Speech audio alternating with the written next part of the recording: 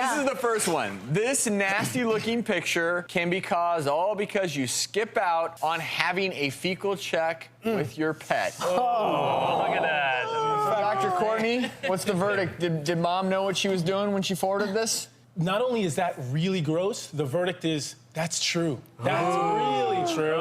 I mean, that young lady could be experiencing a hookworm infection and something called cutaneous larval migrans. Now, big long term, and all that essentially means is you've got little baby hookworms that are burrowing underneath your skin and through your body. They can go anywhere. And so I always say it's so important.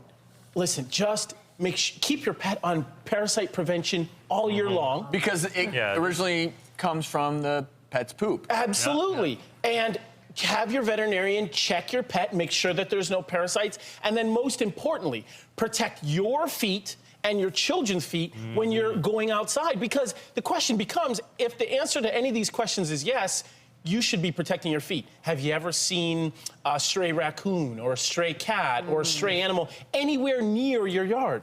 You don't know if there's any sort of parasites, roundworms or hookworms in the soil. Could you get this, Courtney, from sleeping in the same bed as your pet? No, most of the time it's due to infected soil, you didn't clean up properly, or something like that. So that's so important. A stray puppy as a child, and I remember in his poop were just these spaghetti-like worms around and around.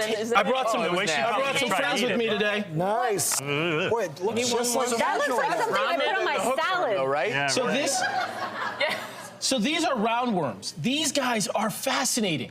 These guys are fascinating because they can burrow into your body. We call visceral larval migrans, or even in your eye. Are those alive? We call ocular larval migrans. No, these are definitely not alive. Now these, Dr. Travis, these are tapeworms.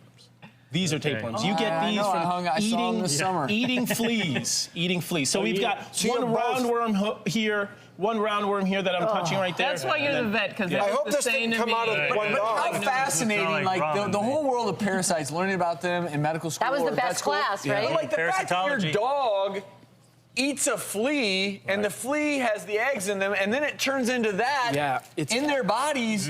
But the tapeworms we don't have to worry about. Tapeworms you don't have to worry about. As disgusting as it sounds, if you were to somehow come in contact with a tapeworm, it's actually really difficult for you to get a tapeworm. You'd have to eat a flea, or your dog would have to eat a flea. Fleas are essential in the tapeworm life cycle. Now, nobody wants parasitology class, but most importantly is this.